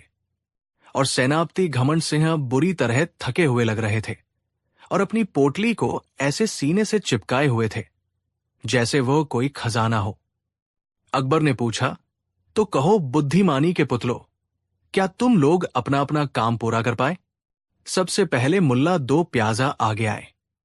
उन्होंने अपनी जली हुई पोटली बादशाह के सामने रख दी, जिसमें अभी भी कुछ कोयले सुलग रहे थे। देखिए जहांपना, मैं पूरी रात जागकर इस आग को सुरक्षित लाया हूं। बस ये पोटली थोड़ी जल गई। फिर हकीम साहब आए। उन्होंने अपनी खाली पोटली दिखाते हुए कहा, हुजूर, धूप को पकड़ना असंभव है, लेकिन मैंने उसे इस आईने में कैद कर रखा है। देखिए, मैं जब इसे हिलाता हूं तो रोशनी चमकती है। उन्होंने आईने से दीवार पर रोशनी चमकाकर दिखाई। आखिर में सेनापति घमंड सिन्हा आए। उन्होंने अपनी कसकर बंधी पोटली मेज पर रखी। जहांपनाह, मैंने हवा को इस पोटली में कैद कर दिया है। आप चाहें तो खुद देख सकते हैं ये कितनी फूली हुई है। तीनों अपनी अपनी उपलब्धियों का बखान कर रहे थे और बीरबल की ओर देखकर व्यंग्य से मुस्कुरा रहे थे। अब बीरबल की बारी थी। वो शांत भाव से आगे आए। उन्होंने मुल्ला दो प्याजा से कहा, मुल्ला जी, मैंने आपको आग सुरक्षित लाने को कहा था। ये नहीं कहा था कि आप उसके चक्कर में कीमती मखमली पोटली को ही जला दें। आप चाहते तो बाजार से एक लालटेन खरीद लाते, उसमें दिया जलता रहता और पोटली भी सुरक्षित रहती। ये तो साधारण समझ की बात थी, ज्ञान की नहीं। मुल्ला जी का सिर शर्म से झुक गया। फिर बीरबल हकीम साहब की ओर मुड़े। हकीम साहब, मैंने आपसे धूप को पकड़कर लाने को कहा था। आपने उसे आईने में कैद करने की कोशिश की। अगर आप थोड़ी बुद्धि लगाते तो एक रुई का फाहा लेते, उसे सरसों के तेल में भिगोते और पोटली में रख लाते। कहते हैं, सरसों का तेल धूप का अंश होता है। वो धूप की गर्मी और ऊर्जा को सोख लेता है। ये एक हकीम को तो पता ही होना चाहिए था। हकीम साहब का चेहरा देखने लायक था। उन्हें अपनी मूर्खता का एहसास हो चुका था। अंत में बीरबल सेनापति के पास गए। सेनापति जी, आपने हवा को कैद करने के लिए इतनी मेहनत की, पूरी रात जागते रहे। अगर आप बस अपनी बुद्धि का इस्तेमाल करते तो एक छोटा सा मिट्टी का घड़ा लेते, उसमें पानी भरते और उसे उल्टा करके इस पोटली में रख देते। घड़े के अंदर जो खाली जगह होती, उसमें हवा अपने आप कैद हो जाती, बिना किसी मेहनत के। ये सुनकर सेनापति घमंड सिंह की सारी हेकड़ी निकल गई। बीरबल ने बादशाह अकबर की ओर मुड़कर कहा, जहांपनाह, बुद्धिमानी बड़ी बड़ी किताबें पढ़ने या बड़ी बड़ी बातें करने में नहीं है। बुद्धिमानी है अपनी समझ का सही समय पर सही तरीके से इस्तेमाल करने में। इन तीनों ने अपने अहंकार में ये सोचा ही नहीं कि काम को आसानी से कैसे किया जा सकता है। इन्होंने मुश्किल रास्ता चुना और खुद को मूर्ख साबित कर दिया। पूरा दरबार बीरबल की बुद्धिमानी पर वाह वाह कर उठा। बादशाह अकबर अपनी हंसी नहीं रोक पा रहे थे। उन तीनों दरबारियों का चेहरा शर्मिंदगी से लाल हो गया था। उन्हें आज समझ आया था कि वे बीरबल से क्यों जलते थे। बीरबल मुश्किल काम को आसान बना देता था और वे लोग आसान काम को भी अपनी मूर्खता से मुश्किल बना लेते थे। उस दिन के बाद उन तीनों दरबारियों ने कभी बीरबल की बुद्धिमानी को चुनौती देने की हिम्मत नहीं की। उन्होंने एक बड़ा सबक सीखा था कि असली मूर्ख वो नहीं होता जिसके पास ज्ञान की कमी हो। असली मूर्ख तो वो होता है जो अपने अहंकार के कारण अपनी साधारण समझ का भी इस्तेमाल न कर पाए। और बीरबल ने एक बार फिर साबित कर दिया था कि एक छोटी सी चिंगारी घने जंगल को जलाने के लिए काफी होती है और बुद्धि की एक छोटी सी किरण बड़े बड़े अहंकारियों के अंधेरे को मिटाने के लिए काफी होती है। कहानी 5। उस दिन दीवाने खास का माहौल रोज की तरह ही था, लेकिन हवा में एक नई तरह की बेचैनी थी। इस बेचैनी का नाम था हकीम जफर।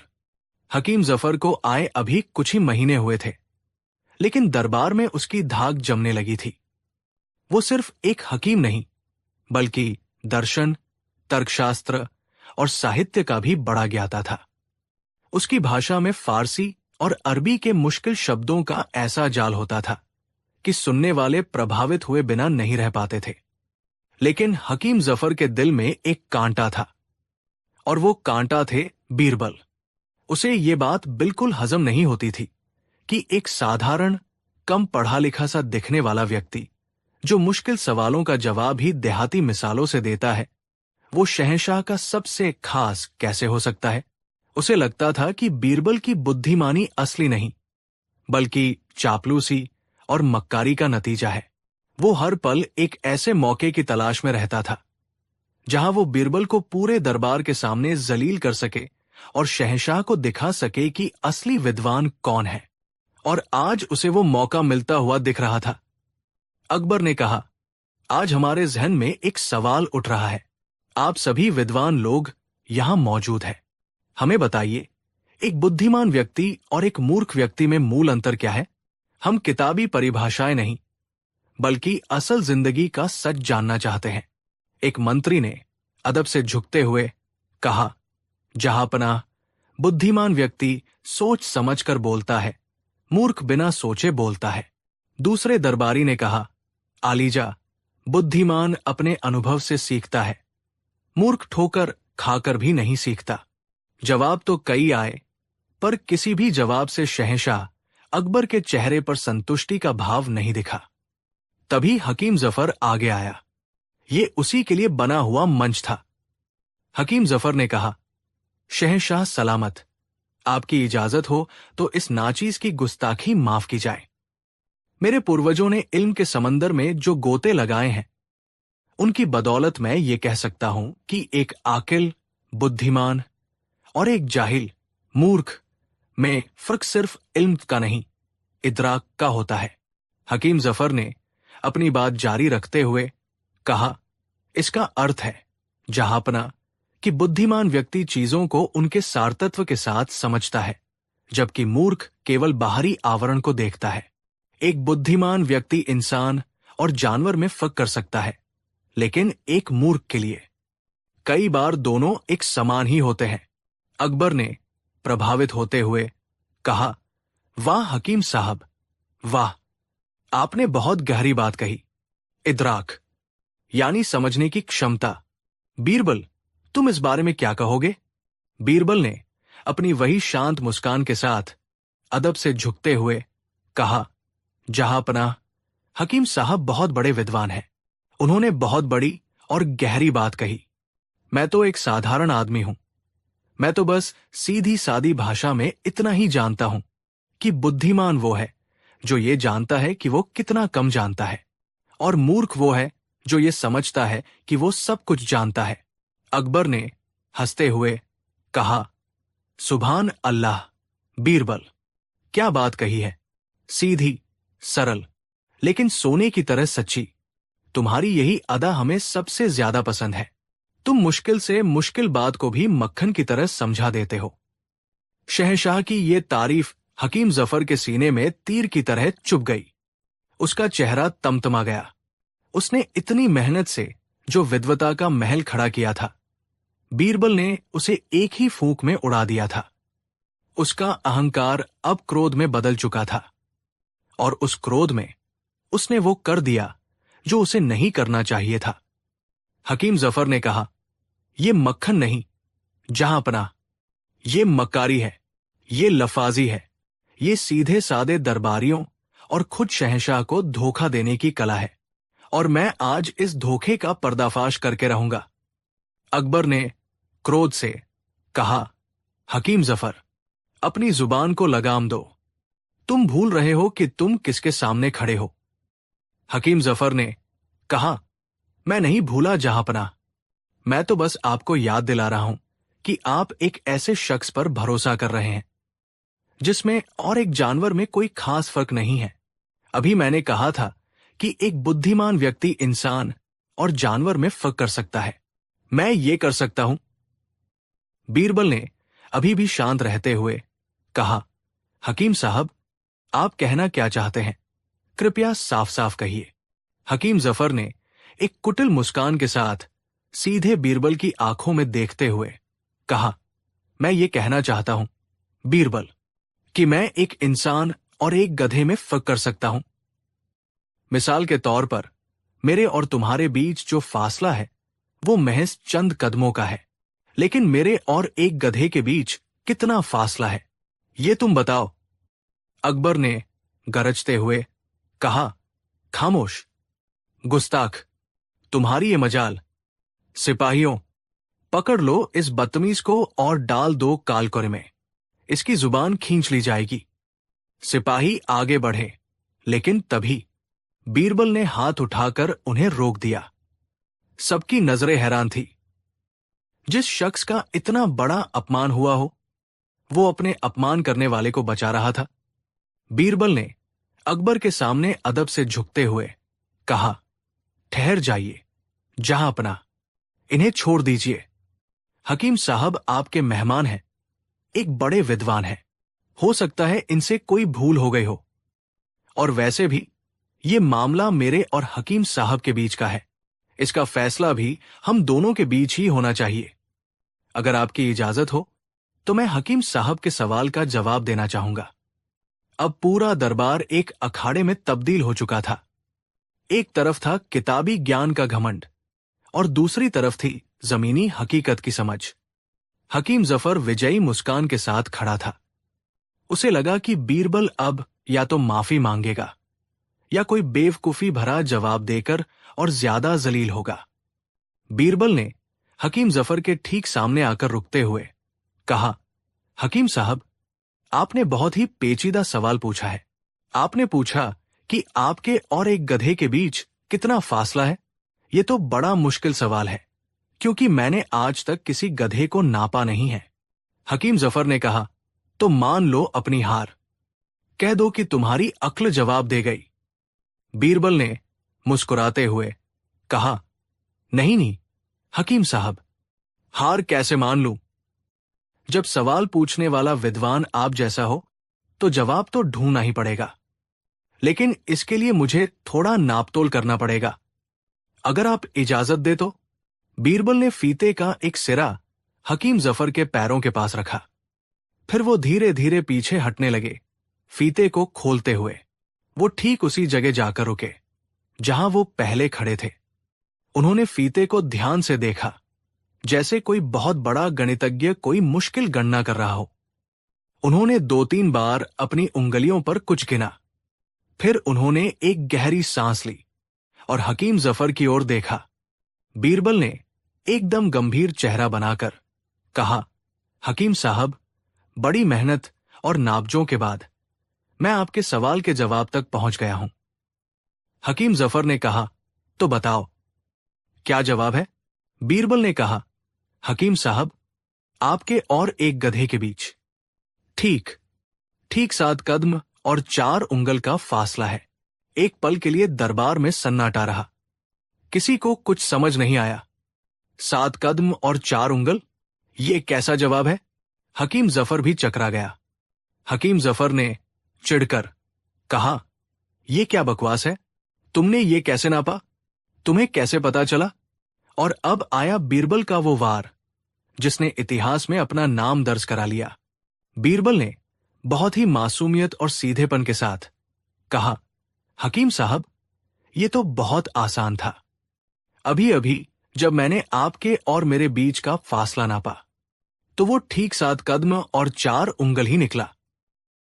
1, 2, 3, और जैसे ही दरबारियों को इस जवाब का असली मतलब समझ में आया, पूरा का पूरा दीवाने खास ठहाकों से गूंज उठा। ये हंसी नहीं थी, ये एक सैलाब था। मंत्री हंस रहे थे, सिपाही हंस रहे थे, और सबसे जोर से हंस रहे थे शहंशाह अकबर। वो हंसते हंसते अपने सिंहासन पर दोहरे हो गए। हकीम जफर का चेहरा सफेद पड़ गया। उसे काटो तो खून नहीं। बीरबल ने उसी के शब्दों, उसी की मिसाल को उसी के खिलाफ इस्तेमाल कर लिया था। बीरबल ने यह नहीं कहा कि जफर गधा है। उन्होंने तो बस ये कहा कि जफर और उनके बीच की दूरी उतनी ही है जितनी जफर और एक गधे के बीच की दूरी होनी चाहिए। बिना गधा शब्द का इस्तेमाल किए बीरबल ने जफर को पूरे दरबार के सामने गधा साबित कर दिया था। जफर का घमंड, उसका सारा ज्ञान, उसकी सारी विद्वता एक पल में चकनाचूर हो गई थी। वो अपमान से कांप रहा था। उसके मुंह से एक शब्द नहीं निकल रहा था। हंसी का दौर थमा तो अकबर ने अपने आंसू पोंछे।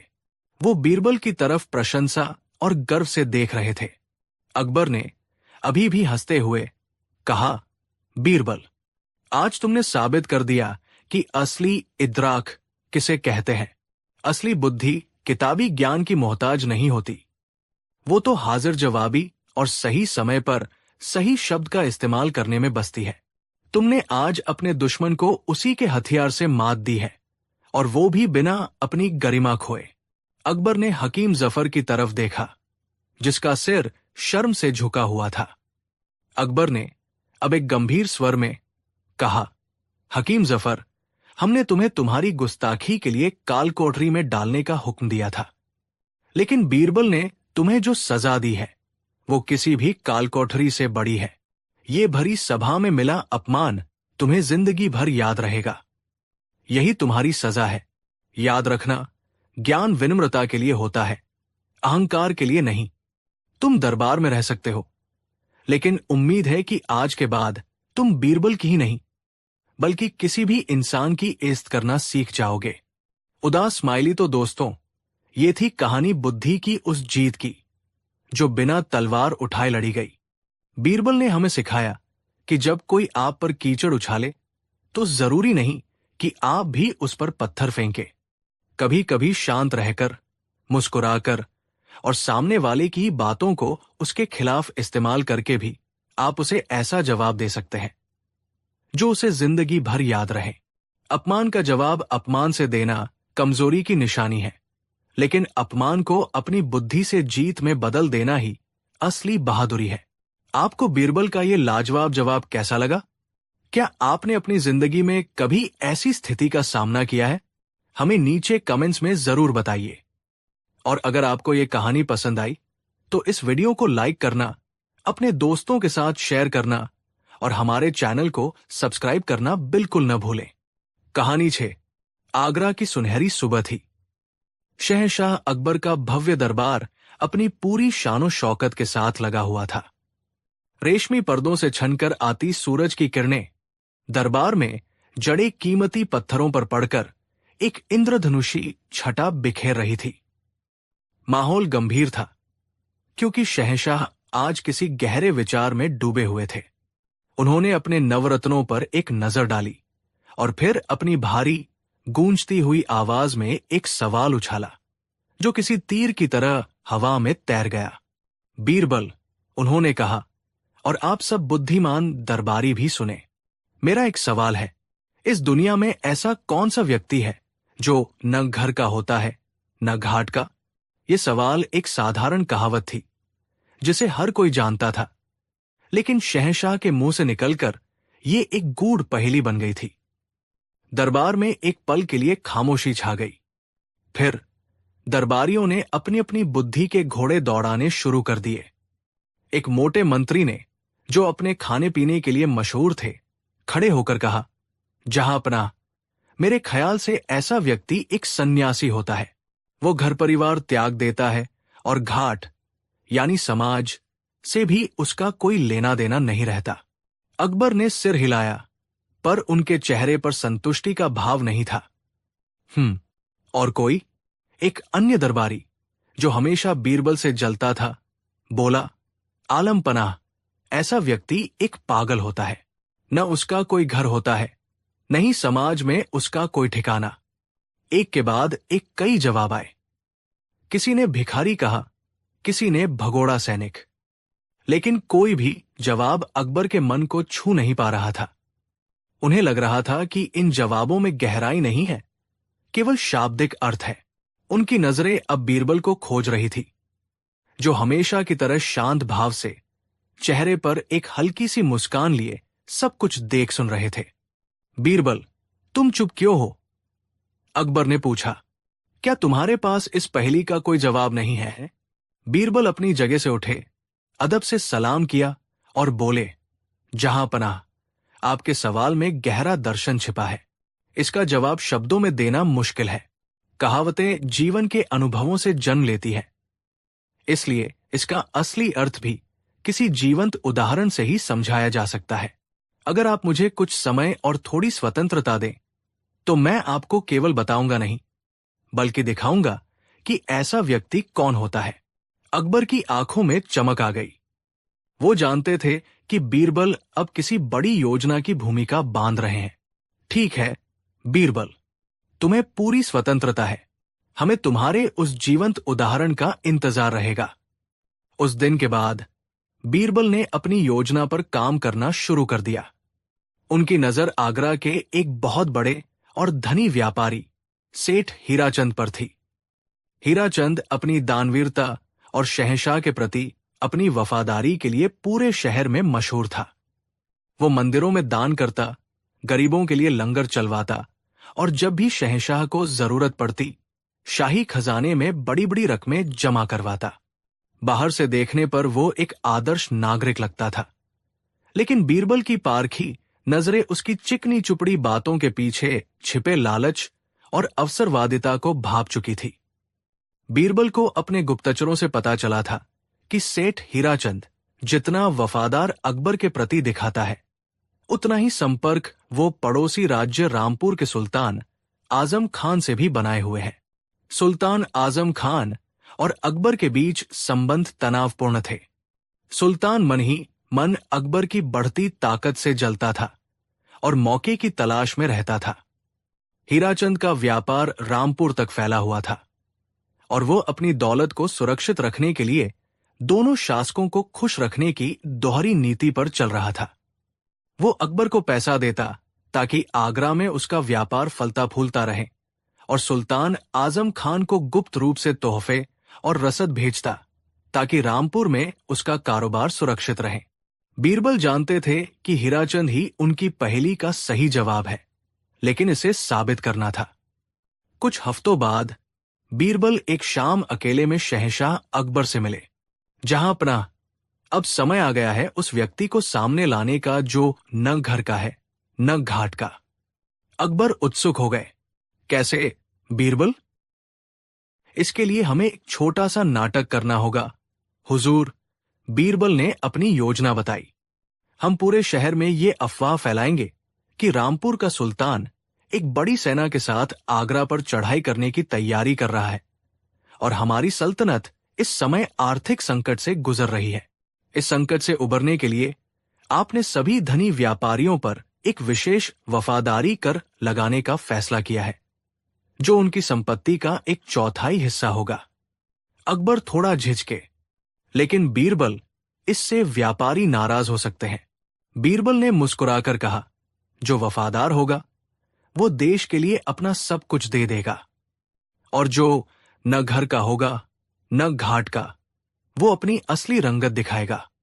अकबर योजना के लिए मान गए। अगले ही दिन शाही ढिंढोरचियों ने पूरे आगरा में ये ऐलान कर दिया। खबर आग की तरह फैल गई। शहर के व्यापारियों में हड़कंप मच गया। सेठ हीराचंद के तो जैसे पैरों तले जमीन ही खिसक गई।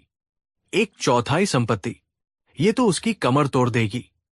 उसने सोचा, अगर मैंने ये कर दिया तो मेरा वर्षों का कमाया धन चला जाएगा, और अगर सुल्तान आजम खान ने सच में आगरा पर कब्जा कर लिया तो वो मुझे अकबर का समर्थक समझकर मेरी बची खुची संपत्ति भी लूट लेगा, और अगर मैंने कर नहीं दिया तो अकबर मुझे देशद्रोही समझकर कैद कर लेगा। वो एक ऐसी दुविधा में फंस गया था जहां हर रास्ता उसे बर्बादी की ओर ले जाता दिख रहा था। रात भर वो अपने कमरे में बेचैनी से टहलता रहा। उसकी पत्नी ने उसे समझाने की कोशिश की, स्वामी, हम शहंशाह की प्रजा है, उनकी सल्तनत में ही हमने ये सब कमाया है। देश पर संकट है तो हमें अपना कर्तव्य निभाना चाहिए। लेकिन हीराचंद का लालची मन कुछ और ही सोच रहा था। उसने फैसला किया, नहीं, मैं अपनी मेहनत की कमाई ऐसे बर्बाद नहीं होने दूंगा। सुल्तान आजम खान की ताकत बढ़ रही है। सही यही है कि मैं अपनी सारी जमा पूंजी, सोना चांदी लेकर रातों रात रामपुर चला जाऊं। वहां सुल्तान मेरा स्वागत करेगा, क्योंकि मैंने मुश्किल समय में उसकी मदद की है। मैं वहां एक नया और भी बड़ा कारोबार शुरू करूंगा। उसने अपनी मूर्खता में ये मान लिया कि एक धोखेबाज का स्वागत दूसरी जगह किसी नायक की तरह होगा। उसी रात उसने अपनी सबसे कीमती चीजें, हीरे, जवाहरात, सोने की मोहरें कई संदूकों में भरी और कुछ वफादार नौकरों के साथ बैलगाड़ियों में लादकर चुपके से शहर के दक्षिणी दरवाजे से निकल गया। वो ये नहीं जानता था कि बीरबल के जासूस हर पल उस पर नजर रखे हुए थे। कई दिनों की कठिन यात्रा के बाद थकाहारा हीराचंद रामपुर की सीमा पर पहुंचा। उसका दिल जोर जोर से धड़क रहा था। उसने अपने आगमन की सूचना सुल्तान आजम खान तक भिजवाई, इस उम्मीद में कि उसका भव्य स्वागत किया जाएगा। उसे सीमा पर ही एक शिविर में रुकने को कहा गया। घंटों बीत गए, फिर पूरी एक रात गुजर गई। हीराचंद की बेचैनी बढ़ती जा रही थी। अगले दिन दोपहर में सुल्तान के कुछ सैनिक आए और उसे अपने साथ चलने को कहा। हीराचंद को लगा कि उसे दरबार में बुलाया जा रहा है, लेकिन उसे दरबार के बजाय एक सुनसान जगह पर ले जाया गया, जहां सुल्तान आजम खान खुद अपने कुछ खास सिपाहियों के साथ मौजूद था। सुल्तान के चेहरे पर स्वागत का कोई भाव नहीं था, बल्कि एक कठोर और घृणा भरी मुस्कान थी। तो तुम हो सेठ हीराचंद, सुल्तान ने व्यंग्य से कहा। आगरा के महान दानवीर और शहंशाह अकबर के परम भक्त। हीराचंद कांपने लगा। सुल्तान सलामत, मैं तो आपकी शरण में आया हूं। मैं हमेशा से आपका शुभ चिंतक रहा हूं। देखिए, मैं अपनी सारी दौलत आपके कदमों में डालने के लिए ले आया हूं। सुल्तान आजम खान जोर से हंसा, एक ऐसा हंसी जिसमें जहर घुला था। उसने अपने हाथ में एक पत्र लहराया। तुम्हारे यहां पहुंचने से पहले मेरे पास शहंशाह अकबर के सलाहकार बीरबल का यह संदेश पहुंच गया था। हीराचंद की आंखें भय से फैल गई। सुल्तान ने पत्र पढ़ना शुरू किया।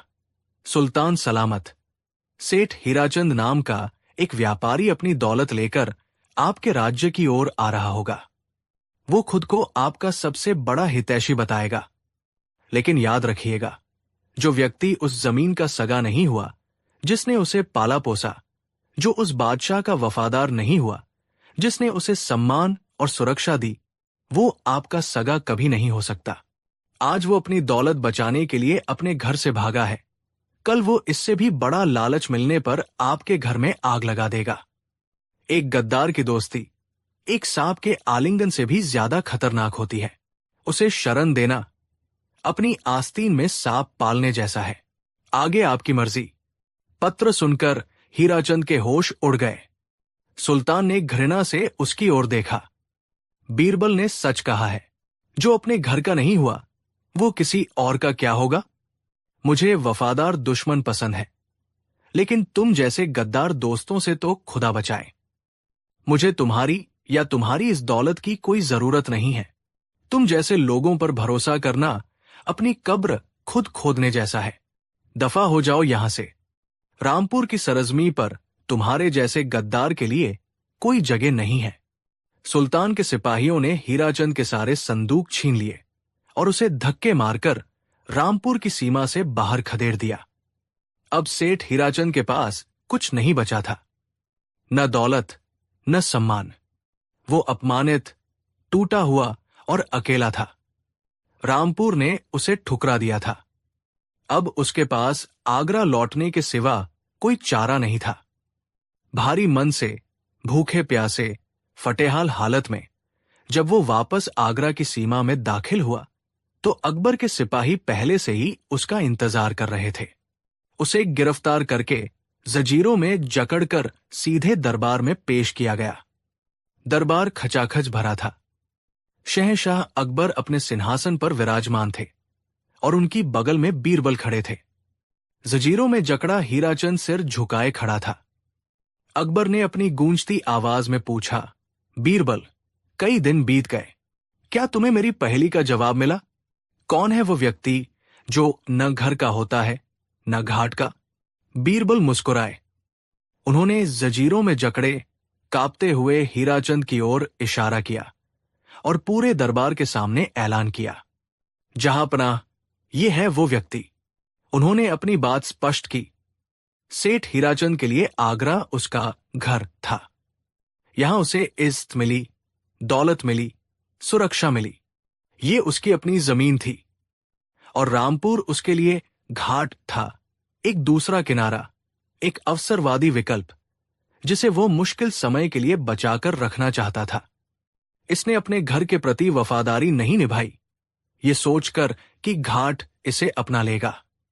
लेकिन जब घर ने इसे गद्दार समझा, तो घाट ने भी इसे अपनाने से इनकार कर दिया, क्योंकि कोई भी एक धोखेबाज पर भरोसा नहीं करता।